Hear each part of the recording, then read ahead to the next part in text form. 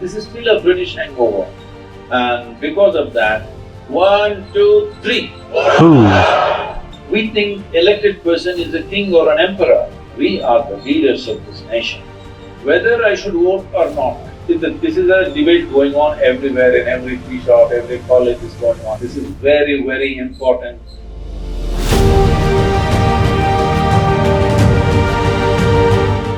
See, this is not about politics.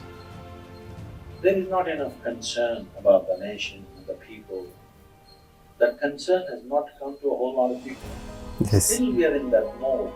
Our attachments to our family, our identities with our family and community is so strong.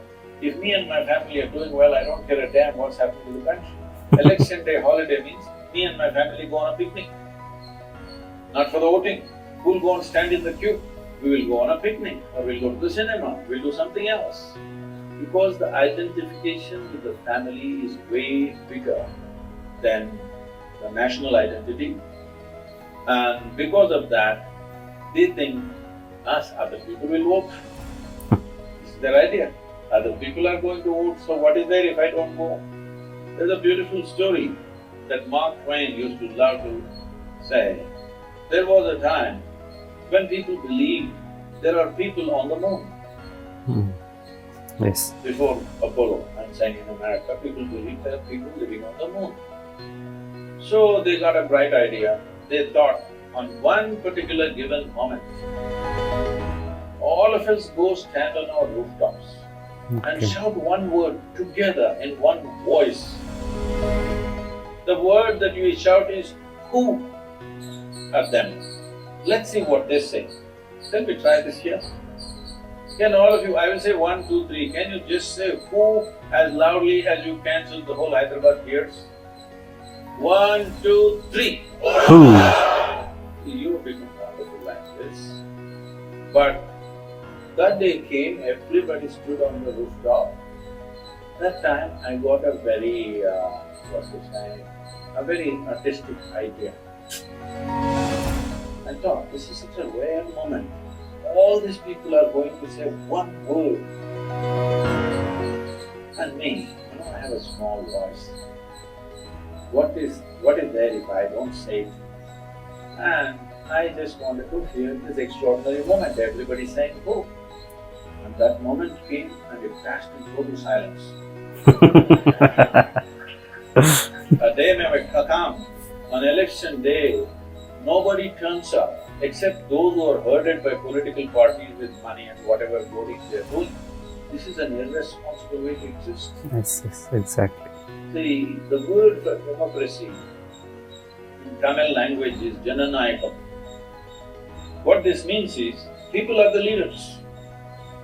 Still our people have not understood that we are the leaders of this nation. We are still in a monarchy mindset. We think elected person is a king or an emperor. So, this is lack of education, lack of information, lack of identity with the nation, a strong sense of we build this nation is not there. Somebody is going to run this nation. This is still a British hangover. We think somebody else is running the nation. We don't understand this is our nation. We have to make it what we want. Right now we have a nation where if Donald Trump opens up visas for all Indians, 60% of the population will swim across the oceans and get to America. Yes. This is not right. When everybody wants to go away, we have not created the nation that people want to live in, isn't it? When everybody wants to come here, that means we built a great nation. For this, participating in the fundamental democratic process is a must for everybody. But if you make it mandatory, it becomes ugly. So, I'm saying even such simple things we are debating, we can't get a nation to get together and even vote. Even when nation is in a crisis, when 50% of the people not eating properly is a crisis for me. Yes. It is not a normal situation for me. It's a crisis. When such a crisis is there, whether I should vote or not, okay, we will say nobody is acceptable to me. Well, it all sounds very intellectual, but believe me, you don't build a nation like it. You have to make choices about whatever lousy choice you have. In that, you must make a little better lousy choice. If you want to improve this nation long term, you cannot abstain and say, oh, nobody is fit enough. Well, you stand up, if you see, this is a debate going on everywhere, in every tea shop, every college is going on. Oh, all politicians are rubbish, they are thieves, they are this. If we have handed over this nation to the hands of the thieves, and we are sitting back here, and we don't even have the responsibility of voting, we are the more bigger thieves than them, isn't it? Hello? Yes, exactly. This responsibility has to come. We have not understood our basic democratic responsibility. When we do not understand that, we will become unfit for democracy, then something else will take us over. It's very, very important. Not just voting, there are many other instruments through which you can participate in the democratic process. It is very important the student community participates, not on the street, not protest, not burning a bus, but participating in the instruments of democracy. All of you are law students, you must take a certain part of your life to educate the country and the youth.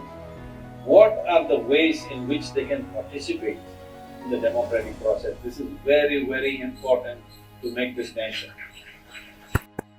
India stands as the cradle of democracy, boasting the title of world's oldest democratic nation, as Prime Minister Narendra Modi eloquently stated. It is the revered mother of democracy, setting a timeless example of nations across the globe. Popular sovereignty is the fundamental principle that asserts the people as the ultimate authority in political matters, with the democracy serving as the essential vehicle for upholding this principle. Democracy, at its core, involves the election of government officials through fair and competitive processes. By referring to an ancient Tamil inscription dating back to the region of Chola king Prantaka, the Prime Minister has eloquently described Bharat as the cradle of democracy.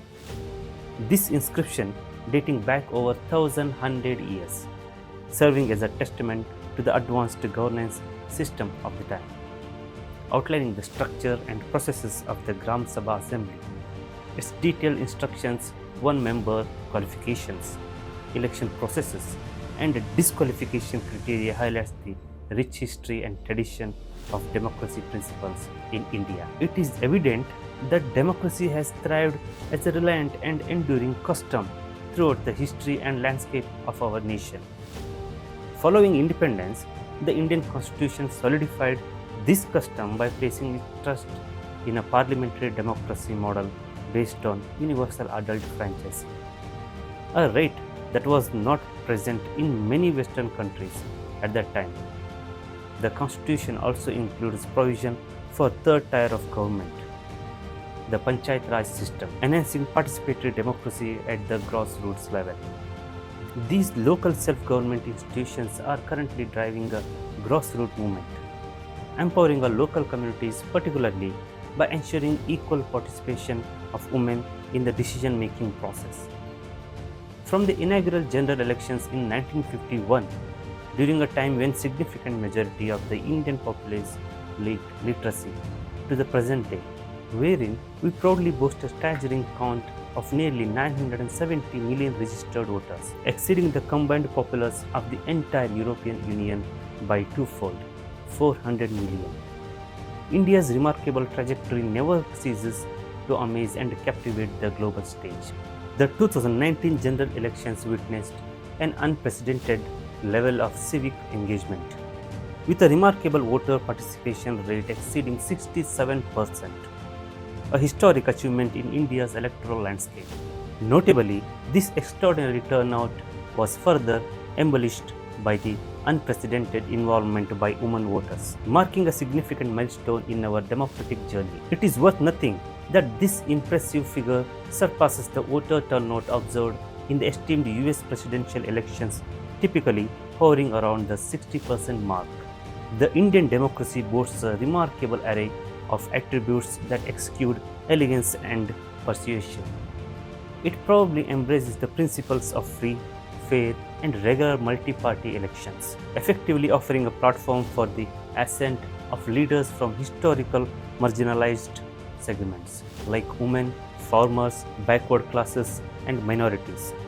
Moreover, the burgeoning influence of regional parties coupled with the formation of coalition government further enriches the democratic landscape.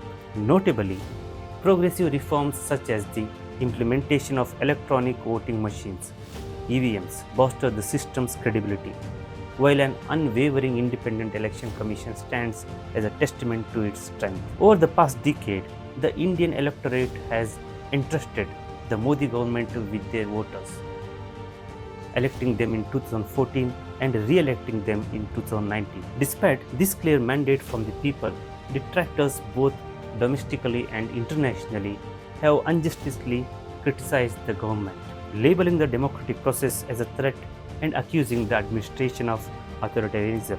These narratives are circulated and bestowed with dubious credibility throughout international reports and rankings. The recent assessment of India's democratic status by esteemed organizations such as Freedom House, Videm Institute, and the Economist Intelligence Unit paint a concerning picture. India has been classified as partly free by Freedom House, identified as a major autocracy by Videm Institute, labeled as an electoral autocracy by the Sweden-based institute, and categorized as a flawed democracy by the Economist Intelligence Unit.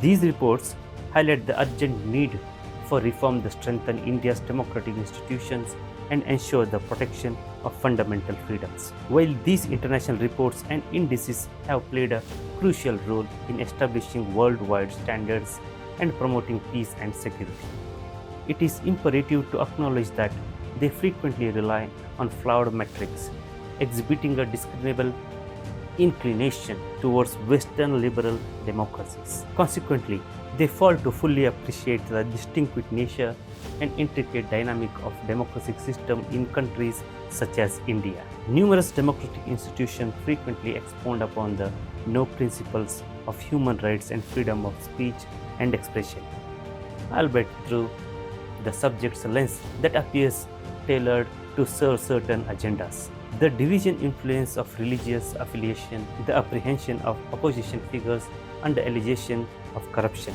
and the flawed reasoning surrounding the concept of majority rule often dominate their discourse. In the era of Prime Minister Narendra Modi, minorities in India are not only integral participants in the nation's progress but also rightful recipients of the government's various programs. Research indicates that marginalized communities and the underprivileged exhibit a higher voter turnout in India compared to the United States, showcasing the inclusive nature of Indian democracy in contrast to its Western counterparts. Furthermore, the ascension of Narendra Modi and Draupadi Murmu in the electoral realm embodies the remarkable vitality of India's democratic system, wherein even those hailing from modest origin are bestowed with equitable prospects to each pinnacle of nation's leadership. The portrayal of India's arrest of opposition leaders, even in cases of grave corruption, is manipulated to tarnish its image. It is important to note that these arrests are conducted in accordance with the law and are subject to impartial judicial review. Applying a similar perspective, one might observe the United States operating within two-party system faces multiple legal cases involving opposition leader Donald Trump. This raises questions about America's potential veering towards electoral autocracy as well. Henceforth, these allegations find themselves on precarious footing. They represent nothing more than delicate endeavor to cast doubt upon the discriminant of the Indian popular and undermine the noble and grandeur nature of the Indian electoral system. These esteemed institutions and indices fail to acknowledge the remarkable progress that India has made in the past decade in improving access to essential services such as healthcare, housing, sanitation, water, electricity, and clean cooking fuel. India's remarkable achievement in innovation and enterprise often go unnoticed. Notably, the nation has successfully positioned Chandrayaan-3 on the unexpected south pole of the moon, solidifying its prowess in space exploration. Furthermore, India proudly boasts the enviable status of being the third largest startup ecosystem worldwide, a testament to its thriving entrepreneurial spirit as we envision the future. It becomes apparent that India is poised that ascend to the esteemed position of the third largest global economy. Moreover, India serves as an exemplary model for the world, showcasing its exceptional digital innovation and upholding the principle of ethical governance devoid of corruption. Truly, the world bore witness to India's ability to foster a universal agreement on the global stage, as demonstrated by the New Delhi Declaration of the G20. This occurred at a time of accelerating global uncertainty and doubt regarding international laws and protocols. However, it is frequently observed that India is unjustly associated with nations such as Afghanistan and Myanmar. It is important to note that Afghanistan is currently governed by the Taliban, an extremist Islamic organization, while Myanmar ruled by a military regime. Both of these nations symbolize the unfortunate consequences of civil unrest, political instability, and severe humanitarian crises that have plagued the world since the end of the Cold War. These attempts are undermine India's democratic standing are baseless, unsupported, and lack any semblance of credibility. The credibility of Indian democracy stems from its people, who hold the power to shape the nation. Within the realm of Modi's India, the esteemed Janata Janardhan hold an unrivaled authority as the ultimate arbitrators of decisions. The credibility of Prime Minister Narendra Modi lies in his unwavering dedication to inclusive and unified development. This innovative approach to progress guarantees active participation, shared responsibility, and collective accountability of all citizens. This influence tool will not only empower India, but also fellow developing nations and those in the global south, enabling them to establish international standards on an equitable basis alongside their Western counterparts. In an unwavering commitment to a progress approach, India has made the resolute decision to establish its very own democracy ratings index in partnership with esteemed Observer Research Foundation. This pioneering index will serve as a compelling antidote to erroneous participations and sweeping generalization that unfairly tarnish the reputation of Indian democracy. Presenting itself as a remarkable opportunity, the index additionally possesses the power of effectively exhibit the rich tapestry of tradition and integrate facets inherent in democracies. This will, in turn, foster a sense of inclusiveness within a global conversation surrounding democracy. It is often remarked that countries do not inherently possess the qualities necessary for democracy. Rather, they cultivate these qualities through the practice of democracy. In this regard, the Indian democracy stands as a shining example of the world's largest electoral endeavor, showcasing its ability to adapt and grow while staying true to its culture heritage and garnering increasing international recognition. Sadhguru created powerful exercise for your brain. Watch this video to learn.